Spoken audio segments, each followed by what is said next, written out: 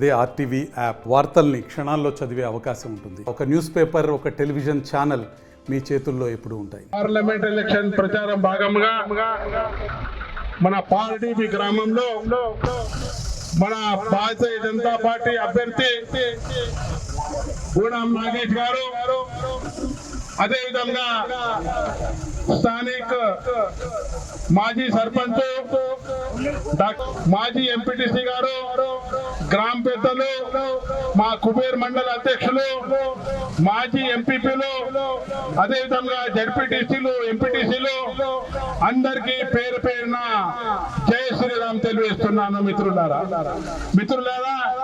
13 మే రోజు మన parliament elections కాబోతున్నాయి. మన ఆదిలాబాద్ పార్లమెంట్ నుంచి మిత్రులు, సౌమ్యులు, మచ్చలేని నాయకుడు గూడాం నాగేష్ గారు నిలబడ్డారు. మీకు గుర్తుంది, వేరే పార్టీ నుంచి నిలబడ్డ ఏదైతే క్యాండిడేట్ ఉన్నారో, కాంగ్రెస్ నుంచి అనుకోండి, బీఆర్ఎస్ నుంచి అనుకోండి, వాళ్ళకు ఏదో ఒక మచ్చ ఉంది.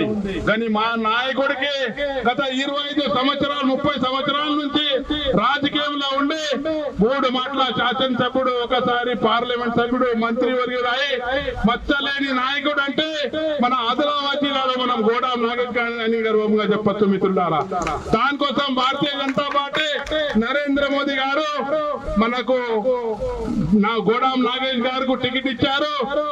ఇక్కడ మన పార్లమెంట్ నియోజకవర్గంలో ఏదైతే 4 శాసనసభ్యులు గెలిపించారు, అదే విధంగా భారీ మెజారిటీతో వీళ్ళు గూడాం నాగేష్ కు గెలిపేయాలని వినంతి చేస్తున్నాను.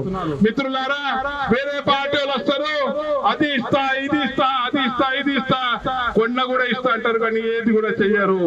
2 లక్షల రూపాయలు రుణమాఫీ చేస్తారని చేసిందా?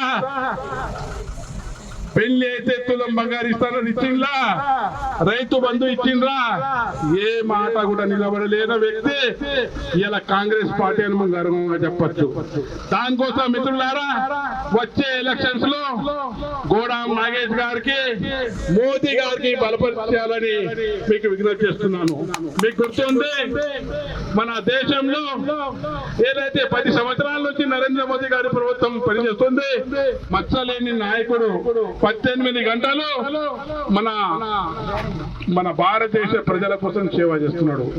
ఆయన ఏమన్నాడు ఒకసారి, ఆదిలాబాద్ లో 140 కోట్ల జనాభా అయితే భారతదేశంలో ఉన్నది. మరిన్ని వీడియోస్ కోసం ఛానల్ ని సబ్స్క్రైబ్ చేయండి, లేటెస్ట్ అప్డేట్స్ కోసం వాట్సాప్ ఛానల్ ని ఫాలో చేయండి, అండ్ లింక్ డిస్క్రిప్షన్ లో ఉంది.